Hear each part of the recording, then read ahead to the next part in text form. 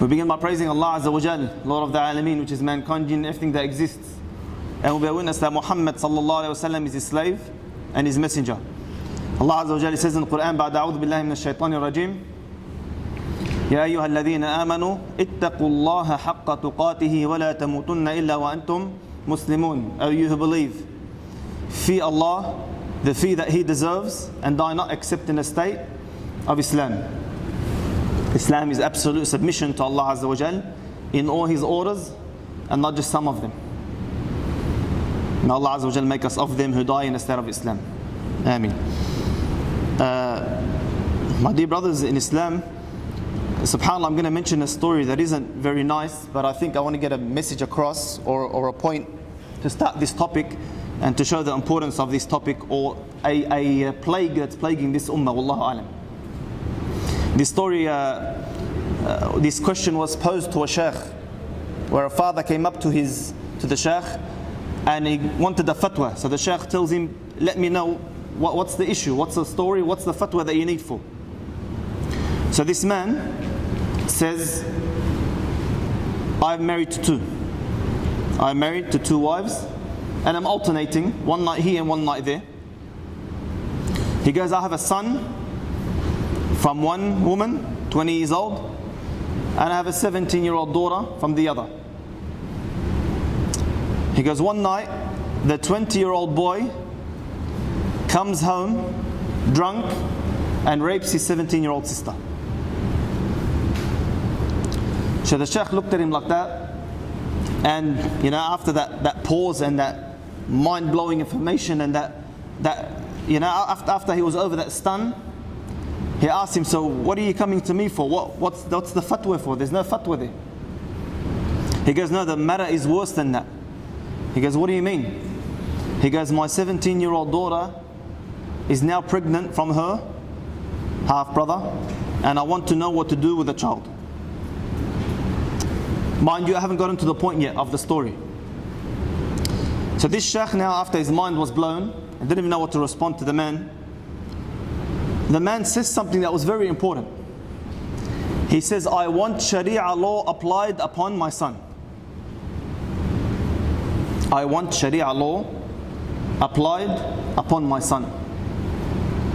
Now the question is, very important question.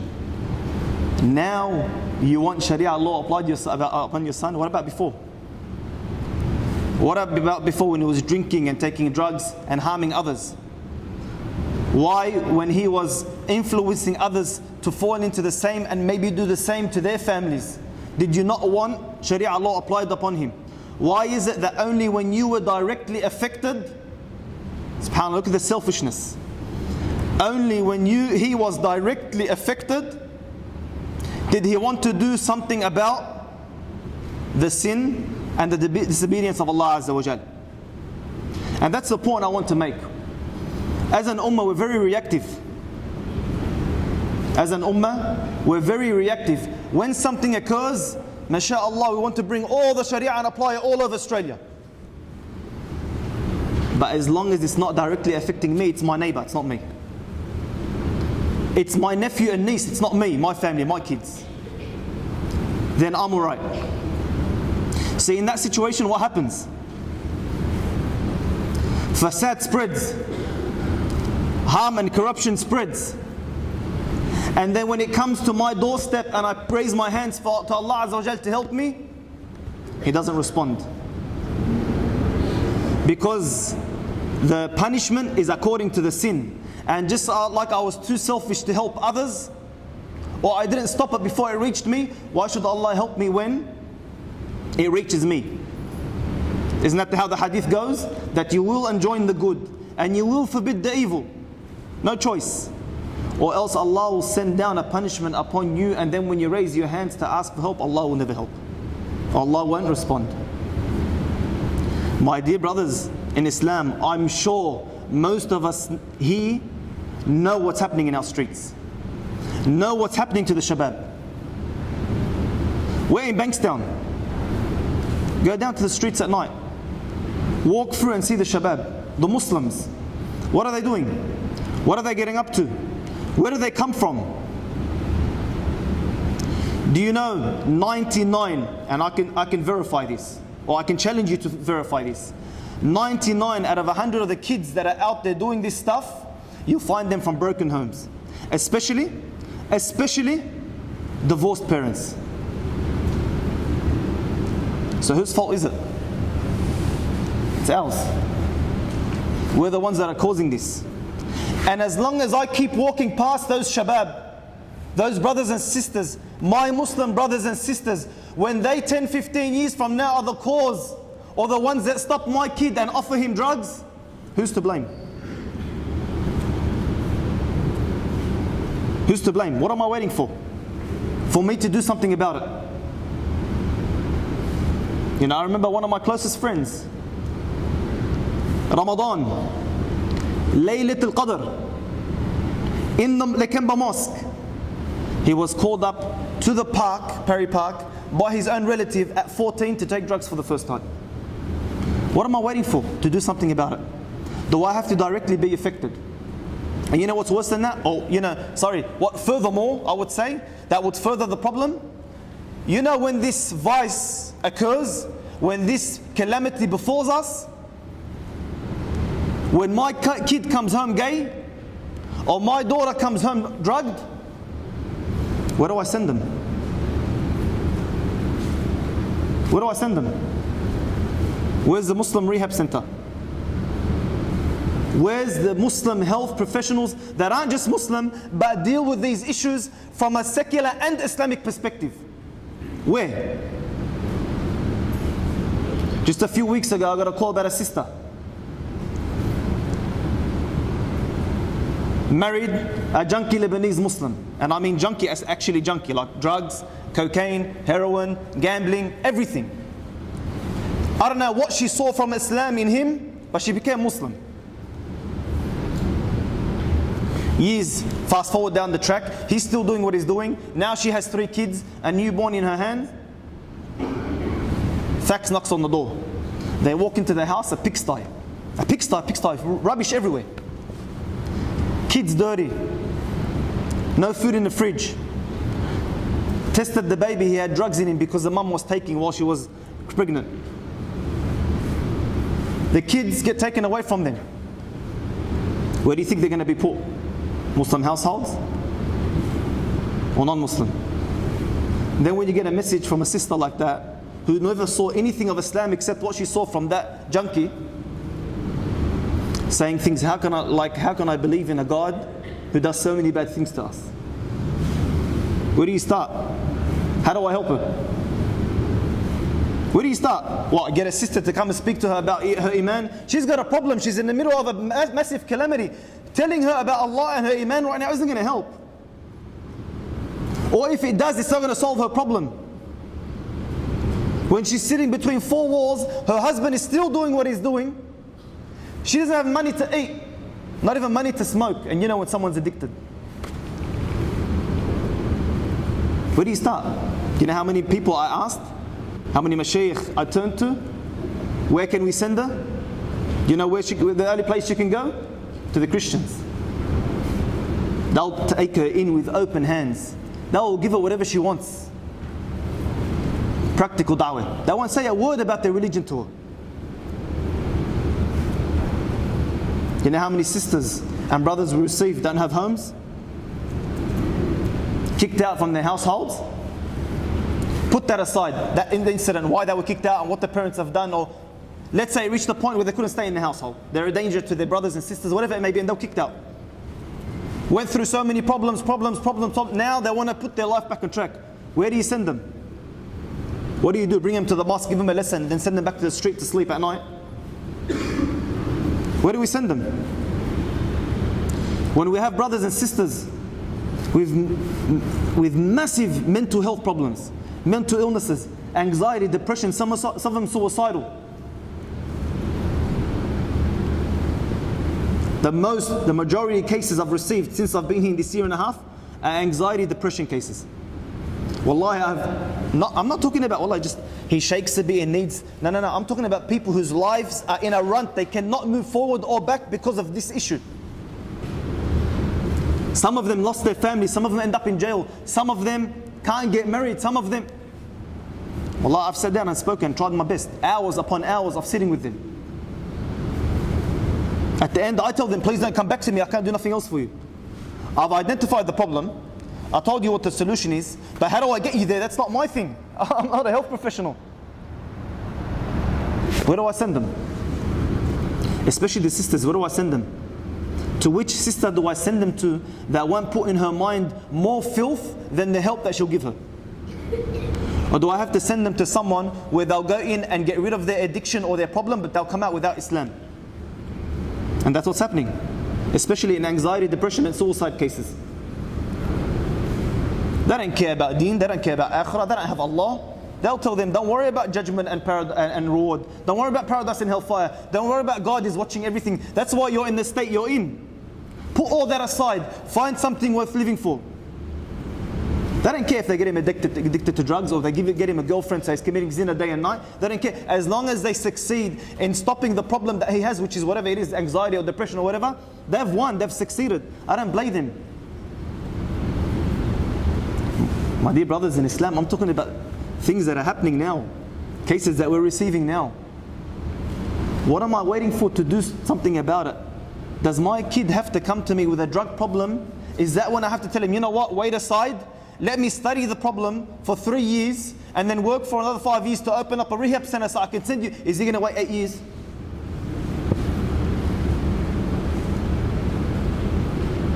Atheism's on the rise. Studies are showing today that atheism, if you want to call it a religion, is the greatest religion in the world, no longer Christianity. Atheism. That's the third most common case I've been receiving. Muslim, shabab, fatayat, leaving Islam.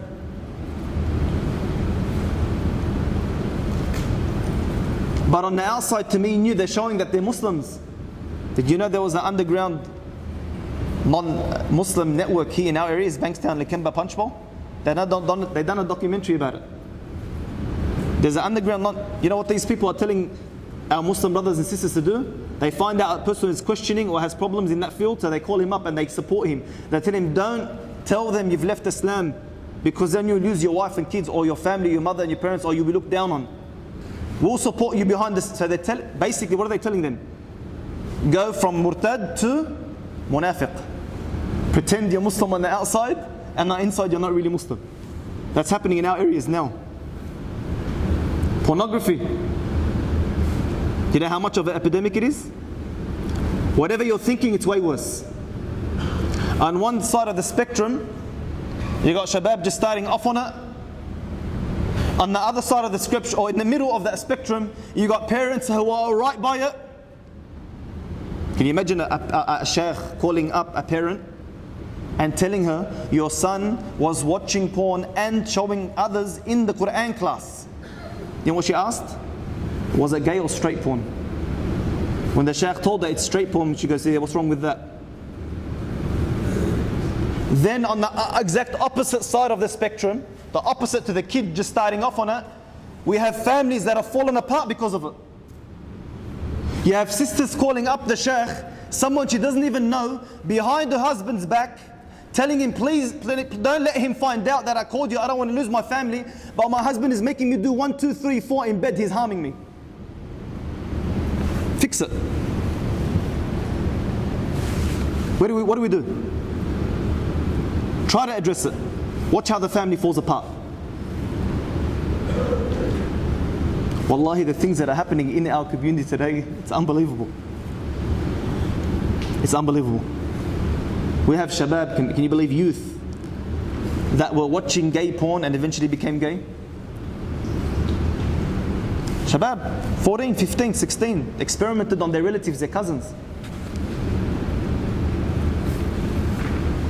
What happens when my daughter comes home bisexual? Is that when I want to address it? Well, it was that for 15 years. You know what? Let's say I raised her right and something went wrong.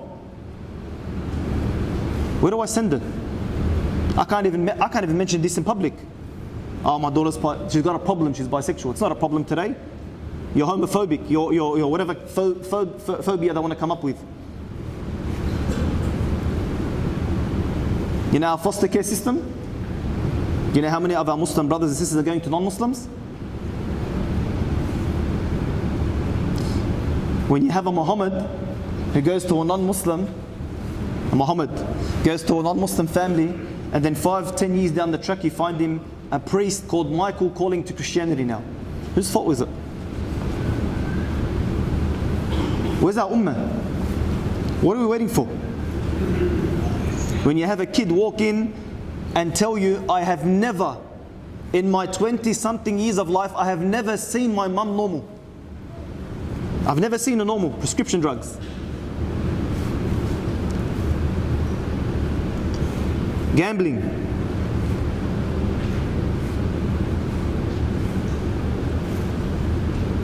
Single mothers, they come, they knock on the door of an Islamic center, telling you, please help my son, he's got a sickness. Whatever it is, OCD, ADHD, whatever it is.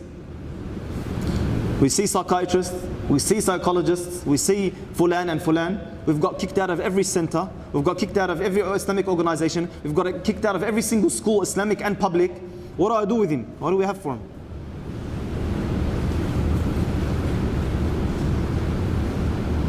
My dear brothers in Islam, the stories are endless. Wallah, I could go for at least another 40 minutes. What's happening in our ummah on the streets, in the park across the road?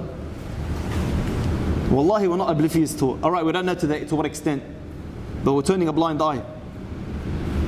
And we're doing nothing about it. And if we think that we're going to wait till it directly affects me, trust me, it's not going to work.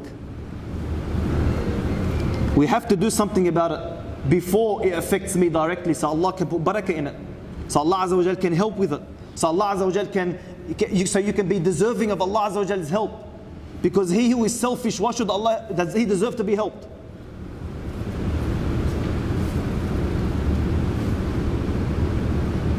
Our parenting needs a lot of work. Islam in our households needs a lot of work. You see, subhanAllah, these families where these kids are from those broken homes, you know, Islam in a household, even if it's a very, very religious household, right? If for some reason the mother and father have to divorce, is it ever pretty?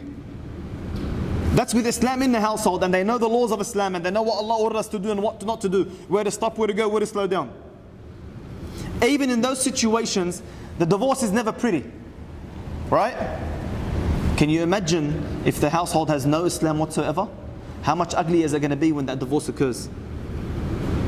When a kid comes to you and tells you, a kid, mind you, a son whose uncle is a very, very prominent figure in our community, will come and tell you that my mother and father are divorced, they hate each other's guts, my mother got remarried, she's working Allah alam where, outside of Sydney, I have to stay with my stepdad, I didn't get along with him, so I'll get out on the streets and I'll sell drugs. Whenever I say enough's enough and I want to make amends, I want to fix myself up, I come home to my father's house, the second I walk in, your mother's a 1, 2, 3, 4. What's he going to do? You know what's waiting out there for him? I remember a kid, a refugee to the country, he's only been here 5-6 years, 14 years old. 14 years old, left the household. Every time he left the house, he ran away from home, someone was waiting for him. Once it was a group of people that live in those way houses that take drugs together, they took him in. We'll help you, we'll look after you, we'll give you food, shelter, so on and so forth, but do this for us. Do that for us. Steal this because underage. Steal this for us. Steal that for us. At the end they gave him marijuana to try to addict him, because then they can make him do whatever they want. Flared up, exploded, went to hospital. They didn't want to take him to hospital. He realized they were no good for him, went back home. Another little problem happened, bang. Another time he left the house, jumps off the train, Parramatta station, 11, 12 o'clock at night. Chinese looking fella was on the side. He knew this guy. Why else would he be at that time by himself that young on the station? He grabbed him and he offered him ice. He goes, I'll make all your problems go away. What would he have done to him? Wallah, he would have got him addicted, raped him, and got him to do whatever he wants.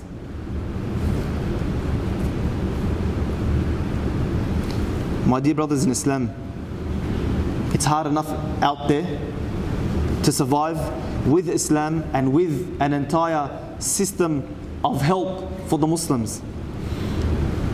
It's hard enough growing up as a Muslim for my kid and my daughter, with all the corruption that's around. What am I doing to help my kid? If I don't want to have mercy on myself, don't I want to have mercy on my kids? What type of future am I building for my future? What tools am I equipping my kids with to tackle the overwhelming corruption they face? What am I waiting for? Is it not a fard kifayah? Are we not all in sin if we don't provide that which the ummah needs to survive? Are we not all in sin? I'm not saying makruh. Are we not all in sin if a group of us doesn't provide the necessary services that the ummah needs? Let's stop taking advantage of Islam. Islam isn't free. Guidance isn't cheap. Everything has a price. And if we aren't willing to pay the price for our Islam, then Allah Azza wa Jalla can easily replace us and our kids. May Allah protect us all. Ameen. My dear brothers in Islam, if we don't pay the price, our kids or their kids will not even know La ilaha illallah. May Allah protect us and our families and our deen. آمين. أقول قولي هذا وأستغفر الله لي ولكم فيا فوز المستغفرين استغفر الله. بسم الله والحمد لله والصلاة والسلام على رسول الله وعلى آله وأصحابه أجمعين. My dear brothers in Islam, we're trying to do something about this. At the UMA, for 10 months now, we've been setting up a community services initiative. It's in several parts. One part is community awareness seminars. 10 months we've been planning this. Community awareness seminars. The first one is on the 27th of April. So not this Saturday, the Saturday after. Not this Saturday, the Saturday after. We're getting a health professional. The first one is about substance abuse. So we're getting someone who knows about substance abuse from a secular perspective and a practical on the ground. We have a multimedia presentation where we actually interviewed brothers that are on this or what it's done to their lives. We have a Sheikh or a Da'i to complement it from a practical Islamic side. And then we have health professionals coming in to do discussion circles at the end of that night. This will be happening every single month from now until we tackle all the issues: drugs, alcohol, gambling, pornography, domestic violence, anxiety, depression, suicide, sex offenses, homosexuality, social pressures like Facebook and Instagram. Wallahi, today we have brothers and sisters who will sell their deen for a like. They will sell their deen for a like. And a whole bunch of others like mental health, mental illness, youth services, and things to do with atheism and things like that. My dear brothers and sisters in Islam, we're doing something about this. The first one starts in 2 weeks on a Saturday. The next Saturday, not this one, the one after. The second part is social services, where we're actually training up brothers and sisters to do diplomas in these fields and take on casework for our own brothers and sisters, because we're not doing our job. The third part is outreach, where we've got shabab out on the streets who, I'm not telling you, are dealing with shabab who might sell mine and your kids drugs in the future. Wallahi, they're already doing it. 14 and 15 years old, we already have shabab that are selling drugs. They don't know how to pray, they don't know how to make wudu, they don't even know how to make ghusl. They're working around dirty, they don't know how to make ghusl. Now we have between 25 and 35 of those shabab in the center on a regular basis, on a weekly basis. Sometimes 2 and 3 times a week. These shabab who we just pulled off the streets, I'm not telling you might sell our drugs. Wallahi, they're already doing it to our kids. So we're tackling it from many angles. One, we're tackling it on the grassroots level in our streets.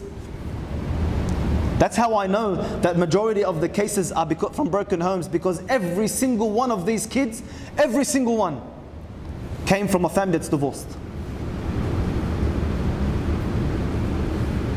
We're tackling it from a public awareness perspective, so they're the community awareness seminars, and we're tackling it from a professional perspective, where we get the casework and the professionals to start taking on these cases.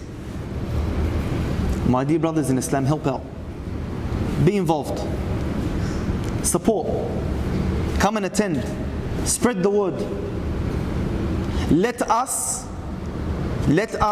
remove the sin of the rest of the community and actually provide the service that's needed for our Muslim ummah. The goal is within the next few years to have trained up enough brothers and sisters to open up our own community services center, and then from there to open up a rehab center for the Muslims, to actually purchase a rehab center for the Muslims. So I don't have to worry about sending my own son to a Christian organization, worrying that he'll come back without his addiction but without Islam. And that's happening. That's happening. We lost one of the shabab between our fingers, he had every single problem you can think of. We lost him. He went to rehab with a Christian organization. He told me from his own mouth that 3 or 4 of the Muslims that were there, the priest himself every day would take them to his room for an hour or 2 to talk to them about religion. It's happening. So help out, support, be from one of those who are proactive, who are going to pay the price for the Islam and the what's called the future of Islam in Australia and amongst our families and community.